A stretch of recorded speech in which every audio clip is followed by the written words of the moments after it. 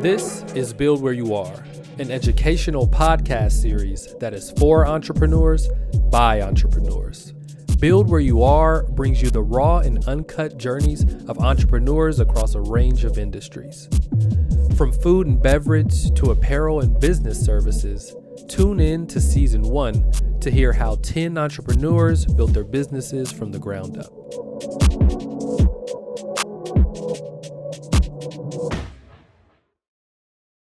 Welcome to Build Where You Are. You see it here.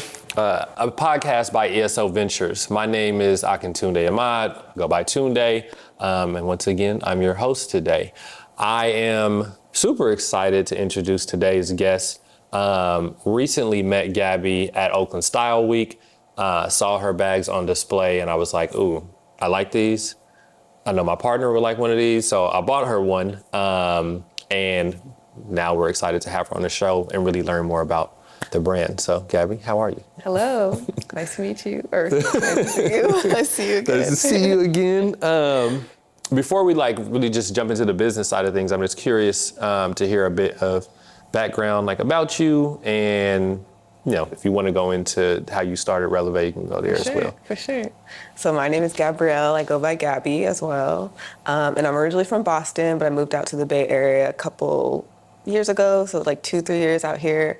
And I started my business when I was in college. I'm actually a mechanical engineer by degree, and I started my business because I was trying to create these innovative high heels.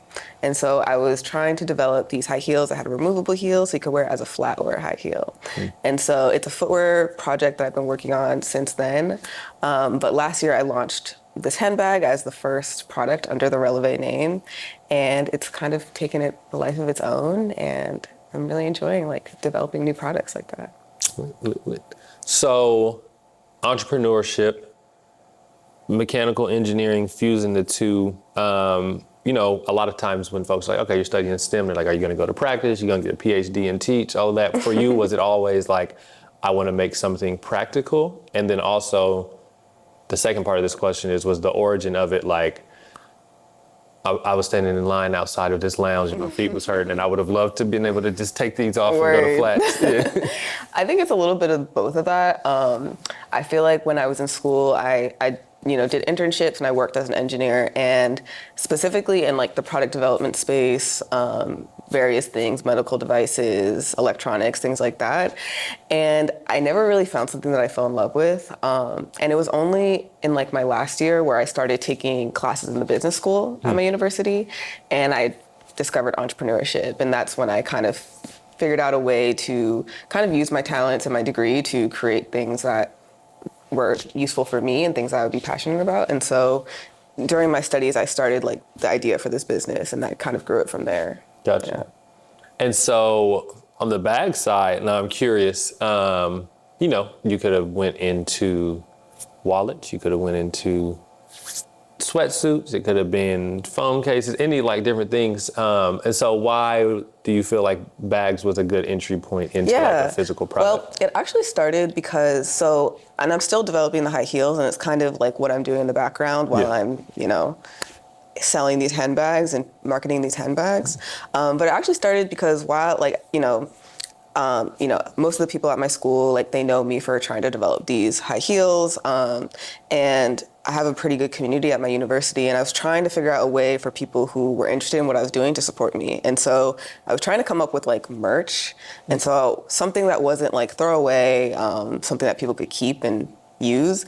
And it kind of just developed into let me just make a handbag, something that, could be cute, fashionable, could accompany the high heels, because it's supposed to be a high heel where you remove the heel. So you're going to need to put them in your purse. So I was like, okay, this is going to be a seamless product in my product line when I do launch this footwear product. Yeah.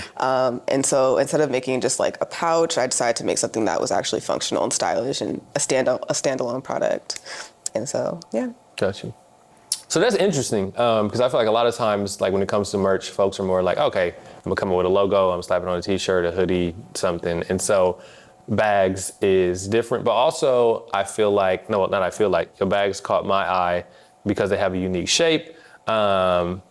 And yeah, it was just something different. I wouldn't expect this to be like, oh, this is just merch for something else. I would have thought. And so obviously you put a lot of time, thought, energy, effort into it. And so I'm curious, when it came with the design, I feel like for me, I don't really see many bags like that. I know now, I think Brandon Blackwood has a similar like tube shape, but I saw that. But like, I feel like when I see this, I'm like, okay, this is one of your bags and it's very clear. Was that part of like the thought process? Yeah, that's definitely part of like the strategy, and that's honestly was my fear with launching, a fashion brand, so, a market that's so congested. Like, I didn't want to create something that would just blend in, because, why would you buy from me if you could just get it from so-and-so or whatever? Yeah. So I wanted to create something that was truly unique, and so it would stand out. And that's been really great too, because now people will see my bag on social media and they'll instantly recognize it as well. Yeah. So yeah, that's definitely like the idea, is to create something unique and standalone. And so do you feel the mechanical engineering side, like, cause I know you have an interesting way, cause it's not just like a zipper, it's like the clip and how it happens. I'm like, you can showcase, right, I'm about to say, please showcase how you open it as well, and just, it has a zipper. So it's like the double protection as well. And that was another thing, I was like, okay, I like this. And then even down to your packaging, it being in like the tube packaging, that's like I don't know what else comes type of package. It's reminding me of something. It's not a bag. It's like a candy or something that opens up. I don't know. I can't remember. But yeah, I feel like everything, kind of lend itself to like, this is something that is unique and different. And like you said, very recognizable. And so my question was really, when it came to like the design, when it came to like functionality of opening, all of that, do you feel like the mechanical engineering side helped influence that? Mm-hmm. I feel like for sure. And I feel like, so another part of my career is I'm an industrial designer. And so full time, I'm actually a furniture designer. And so a lot of like doing drawings and like creating functional things is literally what I do, and working with factories to develop products. So it's literally what I do. And I feel like that experience has definitely informed how I run my business and how I develop products for Relevé. And so honestly, a lot of it is, it's one thing to create a design and create a design that you want to look like something, and it's another thing to execute that design in a way that's functional. And so I think that, my experience with product development has really lent itself to creating products that can work in a certain way and also look in the way that I want them to. Got you. Because that was actually going to be my next question. A lot of times, folks, big struggle is like, okay, I have a design, I've been doing sketches, I maybe have even gotten samples of suede and nubuck and faux leather, vegan leather, all these different things, but finding an actual manufacturer to execute that is where a lot of folks, they're like, oh, this is like the next step that I can't take. And so for you, having that experience, like you said, you work with manufacturers already, but I'm just curious how you went about finding a manufacturer, and was it something, I'm not saying, tell us the secret of where it is, but I'm curious, like, because like for me, for somebody who also is like in the fashion space, I've went through different manufacturers before I found the right ones who had the quality control and the timeliness and the consistency and all that. So I'm just curious how that was, finding a manufacturer for a physical product. And I feel like I'm still finding manufacturers to work with and still exploring, but I found the manufacturer for this bag on Alibaba. I think it's a good like search engine for, obviously they sell products, but these manufacturers also make things. So you can ask them, like, do you make custom things? Most of them do, and send them a drawing and then work from there. And so for me, it was a matter of like, figuring out what factories had the capabilities I wanted, the materials I wanted, and could work in a timely fashion. Also, like working with overseas vendors, like how good is their communication? How timely is their communication? Things like that. And so it's definitely a little bit of trial and error. But yeah, I would say I'm still trying to find like more manufacturers to work with, just to find like ones that have better communication and maybe even better timelines for product development as well. That's real. I feel like, I sometimes feel like Alibaba gets a bad rap. I think part of it is, I don't know, there's kind of like, we can call it American propaganda towards like China and production. For sure. And a lot of times people are like, oh, like something is made in China. And I'm like, no, like, y'all don't understand. A lot of your favorite brands that are these, whatever, Italian fashion houses or French, like, most of their stuff is still made there in these different factories, and people often overlook that. And then also, what I do like about Alibaba is that there's like an actual rating system as well. So you can see okay, this particular factory has made this many items. This particular factory has 5-star rating, 4-star rating. Right. This is their turnaround time. And what I have been surprised about, and again, it's not been like that with everybody, but like when you find somebody who's solid, their communication has been good. Like the folks who I've worked with, they send samples, but they send photos of samples during production. They'll send you a book of fabrics or a book of materials that you can choose, get all your swatches so you can make sure that like this is the right color, because sometimes things look different in pictures and all of that. And so I don't know if you want to go a bit more like in depth about that process, because I feel like a lot of folks could really benefit from hearing more about like, wait a minute, I didn't really realize this is how this works. And like, Well, yeah, for sure. And I definitely agree with your point about like, people think like, oh, made in China, that means it's poor quality. That is totally not true. Like so many luxury brands make their products in China. Like a lot of these factories you'll find on Alibaba make some of these luxury brands products, and so they're good factories. They make great stuff. And so one of the good things about Alibaba, and why I think it's a good place to start, especially if you're trying to design something, is because there's all these options in one place. And obviously Alibaba protects you as well. So if you're like nervous about working with a factory, there's protections involved with Alibaba. And you basically, you can peruse the app and like, look at products that are similar to what you want, and then you can message the factory and you can ask them about minimum order quantities. You can ask them about what kind of materials are available. I send my drawings when I, am wanting to explore working with the factory. I might send a drawing and have them make a sample. And so for me, it was like, okay, like I'm going to have 1, 2, and 3 factories make this sample and then see how I like the quality, how I like the craftsmanship, and then take in consideration like the minimum order quantities, the lead times, et cetera. Yeah.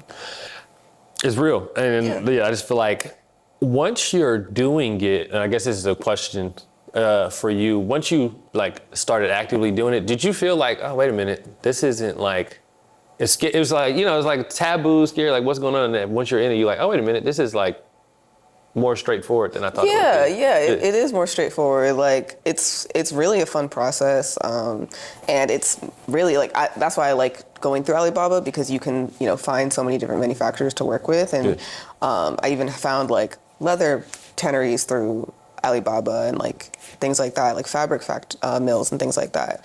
And so it's really straightforward. Like it's almost like I'm texting my contact there, which is nice. And I have like a good rapport with one of my contacts that I got through Alibaba.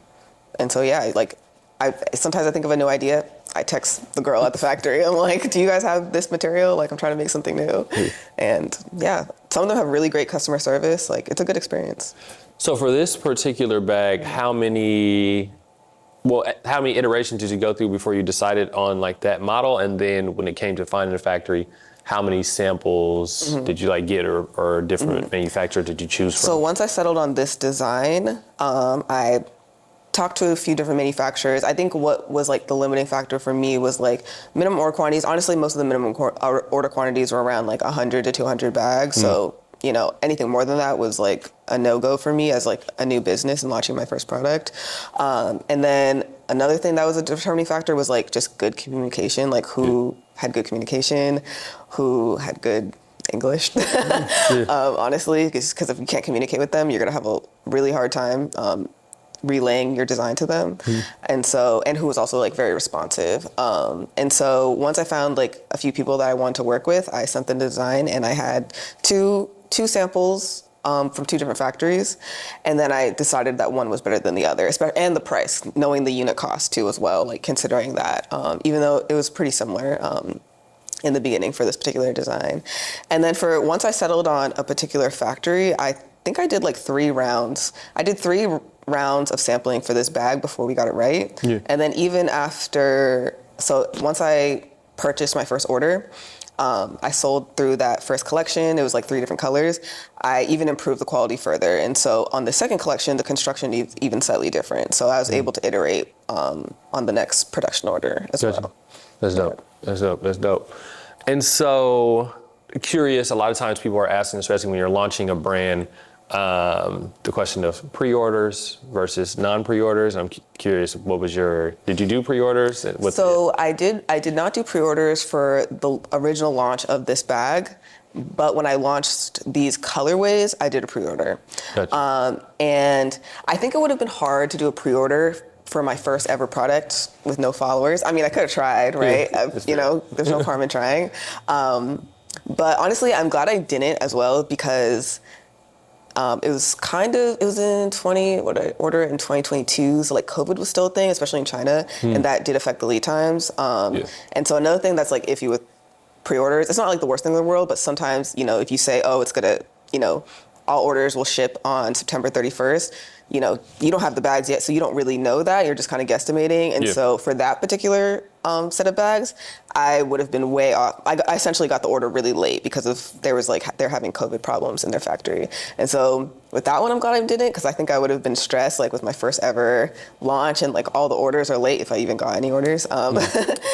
And so I think also another thing that I kind of messed up as well is I had only one sample of the original bag, which was in white. And so I was only able to market that color while I was waiting for that inventory. I see. Whereas for these new colors, I had samples of each color. And so I was able to like show people the bag, style the bag on social media. And then show them how, if they want to buy it, like, this is what it looks like. And so I was more set up to do a pre-order with my second collection than my first one. But it was fruitful. Like, I sold around like 30 bags before the original order, or before the order came. So that was definitely helpful. Because then you got that capital in the bank already. Yeah, exactly. Cool, I can immediately start, depending on, and then another issue is like holding the inventory. Like, I hold all my inventory in my apartment currently. And I'm at capacity. So pre-ordering was good because I was able to like free up space in my apartment. I get them out as soon as they get here, for sure. I guess my other question is, and it relates to pre-orders a lot of times, the pro of doing that is that you also have more working capital. So it's like, cool, before I actually place this order, I have 30 of them in my account. And depending on what your profit margins are, those 30 bags that you sold in a haul of 100 may be able to cover all your cost of production or whatever. But my question is, when it came to financing your business, were you like, I'm self-funding this and I'm going down, or did you? I'm just curious how you went about it. So I started with, I actually got a grant from my university, which helped me kind of start my business, as well as do other things related to like the footwear project. But I had a grant that I got from my university, which helped me launch my business.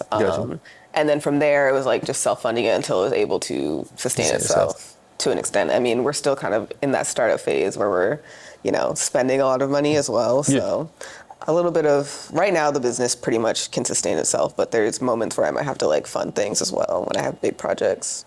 And I feel like that's the part of entrepreneurship that often goes overlooked. It's not as simple as, go get this $25,000 line of credit. I swear. You take this out, and it's like, that's not, it's often not realistic. No, it's not. Especially in the early days. Not at all. And so now then, as you kind of have a better understanding of like, okay, cool, I have my, I have bags in different colors. Maybe you may want to do different sizes, different things, and you're looking, at the way forward. I have a couple questions, actually. One, when it comes to expansion funding, are you like, okay, if I'm ready to do, this next big thing, how would you go about? I'll start with that one. And how do you approach this question of financing a small business when you may be primed for expansion? And maybe you're there now, maybe you have plans to be in there in 2024 or whatever it may be. But I'm just curious. So I mean, one thing I was able to do was get the loan from ESO. And so I was able to get a $10,000 loan, which was helpful. And I didn't realize it was something I was going to need until I was like, oh, I want to launch a new collection. And it's not that I couldn't do it without the loan, but obviously having a loan frees up the money that you do have, and it makes you able to do way more things. And so I was definitely scared of taking out a loan, I think, before, something about taking out a loan was like really scary to me. But now that I've done it, I'm like, it's giving me the ability to do so much more with my business, especially in the next 4 or 5 months. And also just like I said, I applied to grants, I bootstrapped a little bit. But yeah, I think for me, it's kind of like taking the capital I have and seeing like, okay, what can I do with that? And like, if I can launch a new collection, okay, then I can whatever X the money that I put into it, and so on and so on. So. Got you. I mean, part of what like the curriculum at ESO and the incubator is, and something that we're often talking about is this, especially for our people. And I think it has to do with predatory lending and the history of loan sharks and things. Like when we think about taking on any type of debt, it's scary. But then when you look at like how other folks are doing it and like on a huge level, like it's all about leveraging debt and different things. But I do think prior to taking on any type of working capital and like debt investments, you do have to be at a place where you're like, I know how I'm actually going to utilize this. Perhaps I have, some sales like, okay, cool. On average, I can do this. And the other side of it is, it's like if you have enough experience where you're like, okay, cool. I know my profit margins are at this amount, and sure, I may have to do, a harder marketing push or whatever it may be. And something that I just learned personally is from like the way that I've been financing stuff as well. It's like, oh, wait a minute.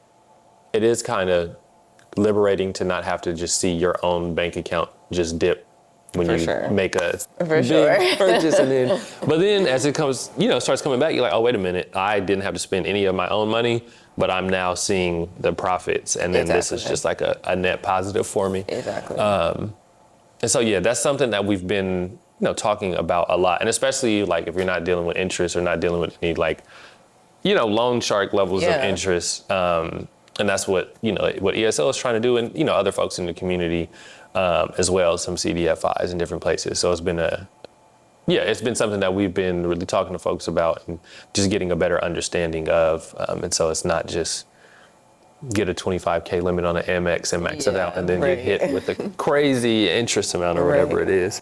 But no, that's super interesting. The next question I wanted to ask is about, and you kind of mentioned it earlier, like it's freed up your capacity to do other things. And I'm curious when it comes to marketing, that's something that it's talked about, but it's like often not talked about. I feel like a lot of times, especially as a solo entrepreneur, you kind of take a lot of the marketing things on your own. Oh, yes. You know what I'm saying? It's like, okay, cool. I'm going to showcase this.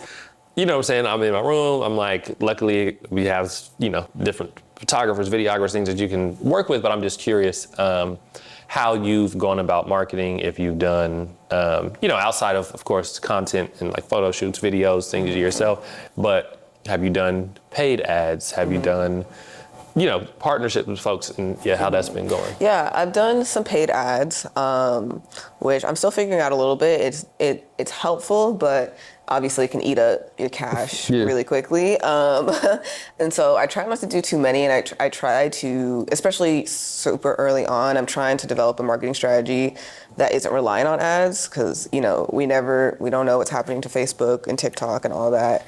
And so obviously ads are great. And they're useful, but, I'm trying to develop other strategies as well. And so one strategy that I'm trying to lean more into it is like you said, collaborating with people. And so very 1 or 2 months into my business, I collaborated with a stylist who's local in the Bay Area. Okay. And it was just a photo shoot. Like we just did a photo shoot and she styled my bags. And so it was good because she was able to get content. The photographer, who's a friend, was able to get content, and I was able to get content with my business for my business. And it was great because all three of us were, posting and like sharing this content that we created and promoting ourselves through this content that was mutually beneficial. And so I want to do more things like that as well. I think I got a lot of followers, and I think all our followers kind of ended up, intermingling. Yeah, exactly. I still get DMs from people like, oh, I met you through, or I found you through someone else's Instagram. So I think that's another good low cost way to promote your business, is like collaborating with other business owners. Got you.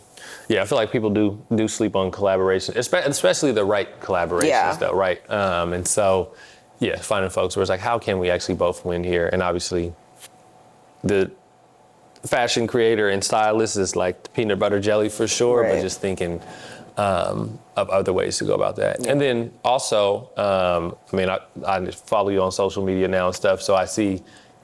Can you talk a bit about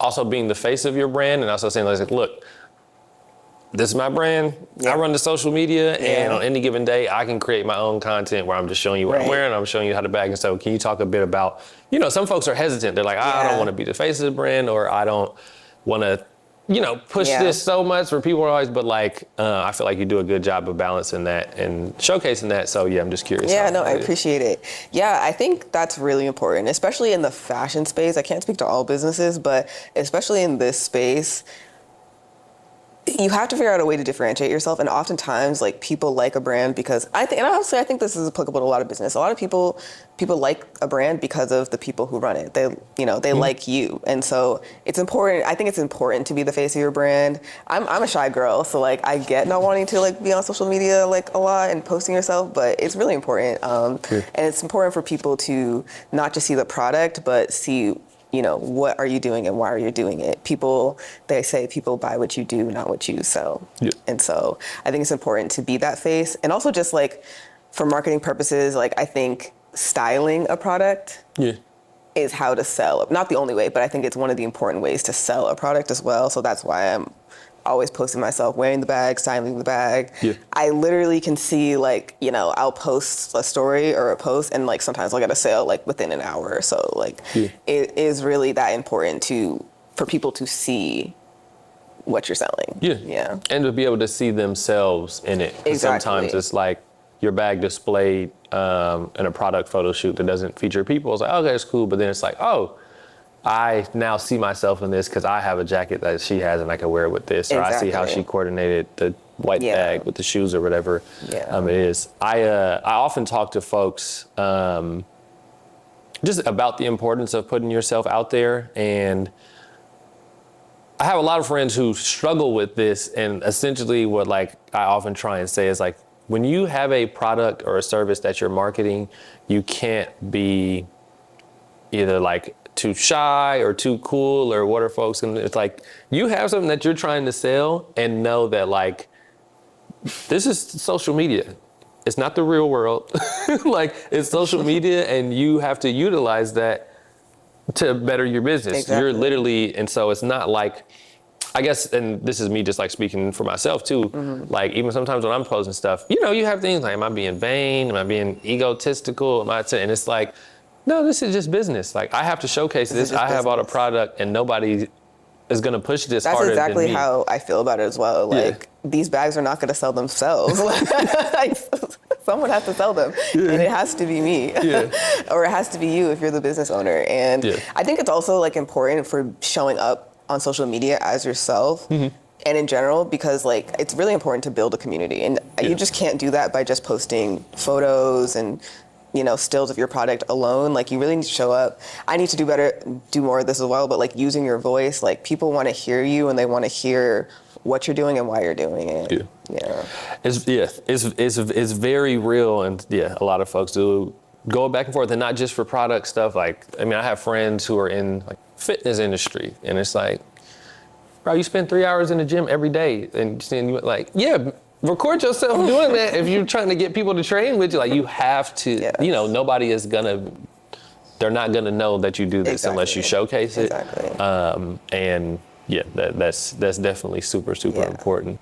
And so now kind of transitioning back to the foundations of Relevé, I'm curious to hear more about how things are going in the development of the removable heel side of things. Yeah, because I know that's a long haul. Yeah. It's a long haul, and my business is teaching me patience for sure.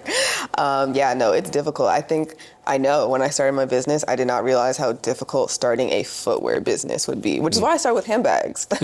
Build who you are. I like that because I feel like that's what I did by starting with handbags because it's something that I knew I had the ability to do. And so the issue with the footwear is not only do I truthfully not have the capital to launch a footwear business yet, I don't have the skills on my own to develop my product. And so what has been difficult is finding footwear designers and footwear engineers that I can collaborate with. Yeah. I myself engineered the design, but I needed someone honestly specialized. I can do CAD, but I needed people who could do footwear CAD. That in itself is such an organic shape. Can you tell us what CAD is? Sorry, CAD is computer aided design. So basically the technical drawings, the 3D modeling on a computer. And so, I design furniture and I use computers to do that. But, those are like squares, like simple curves. Like the foot is such an organic shape that I myself do not have that skill. I'm not trained in that skill. And so the footwear industry is also very hard to get into. Like, it has been very difficult to find partners and people who have the talent and people who are willing to work with me, especially because I'm trying to develop something that's innovative and there's no blueprint for it. And so back to what you're asking, how's it going? I think it's going. I have found some people, some ex-Reebok employees who are interested in, joining a startup, working with a startup, and creating something innovative and new. And so I'm collaborating with a few people who I think we're gonna make something awesome together. So finally found like the right partners, and it's going well. It's capital intensive as well. So that's why, my strategy for that honestly is just to get literally one shoe. Like if I can make one shoe, I believe I can at least get the capital to start making hundreds of shoes. And so, yeah, it's been going. I've finally found some people to work with, found some factories to work with, and we're building.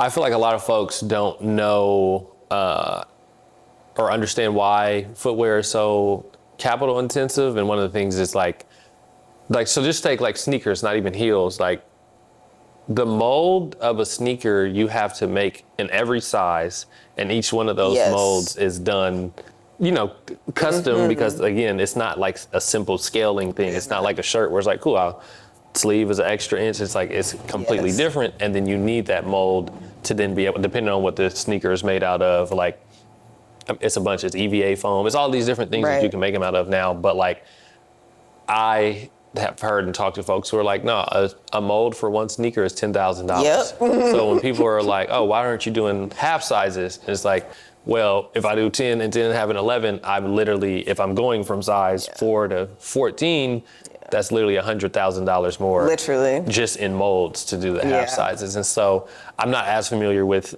heels in construction, but I'm assuming it's something similar because of the steel. It's about constructing the foot and like how those exactly. That's actually like a perfect like way to start. Like I had a conversation with the factory based in Mississippi that I think I'm going to work with, but they were just quoting me on molds before for high heel molds before even what I'm trying to do is different, right? So I need custom parts and things like that. The molds themselves can be $100,000 to $200,000, and we haven't even made shoes yet.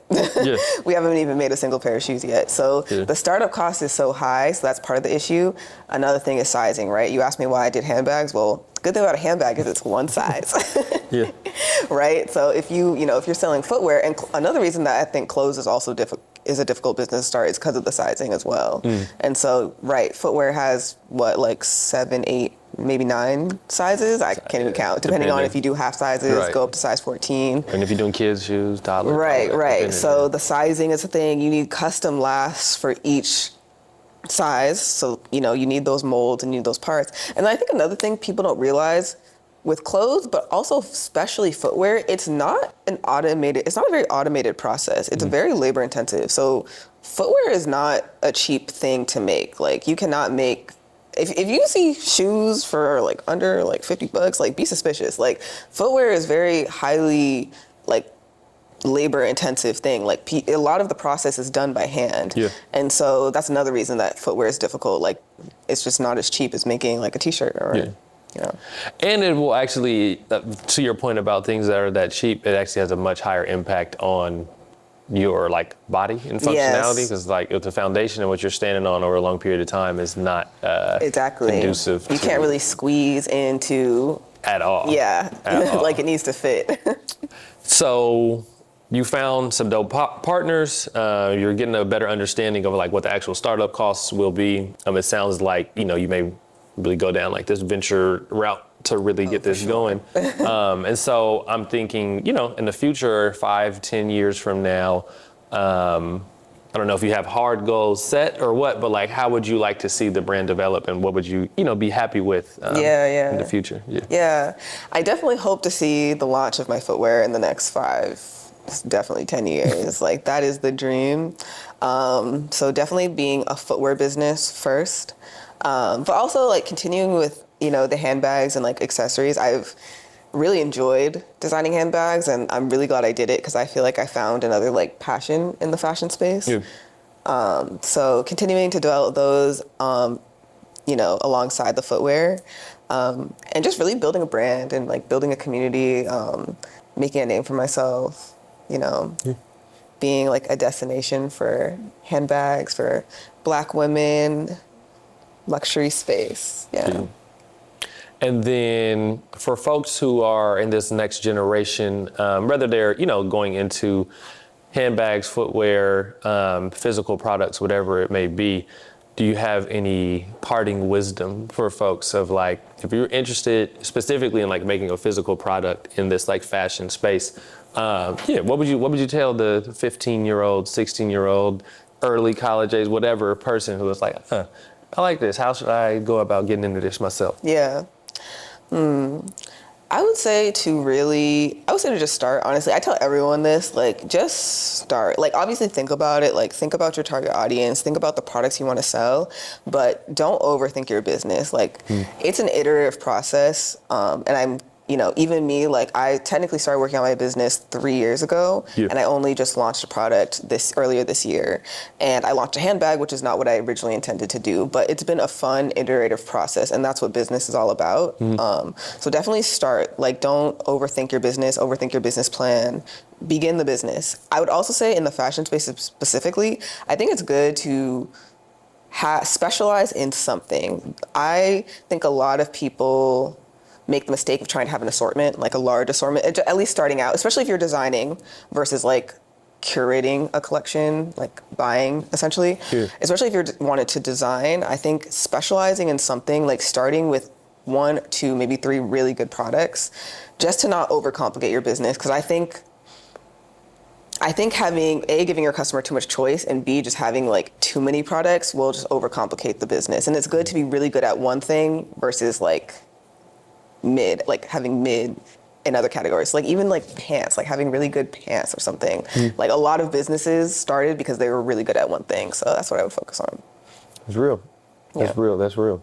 And I'll just say the other thing that you did say is talking about something potentially that is one size fits all has served you well as well. Yeah. Yes, I would say that. So it served me well to do handbags, like something that, has no size. But I would say if you are trying to do something that has size, like focus on one thing. Like I said, if you really want to design, focus on, having really good pants or like really beautiful dresses and like get the fit right. Cause I've ordered from brands where the fit was not right and stuff like that. So like really focus on creating one really good product, especially if you're going to go into clothing. I would really focus on like one really good product.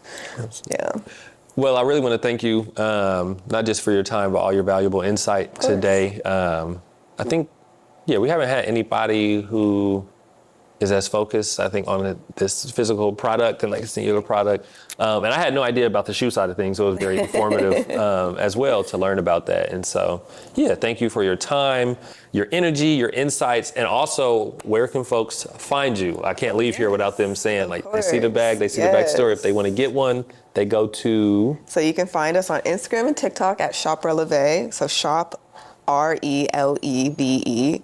And our website is also Shop Relevé. So, yeah. Cool. Thank you, Gabby. Of course. Thank you.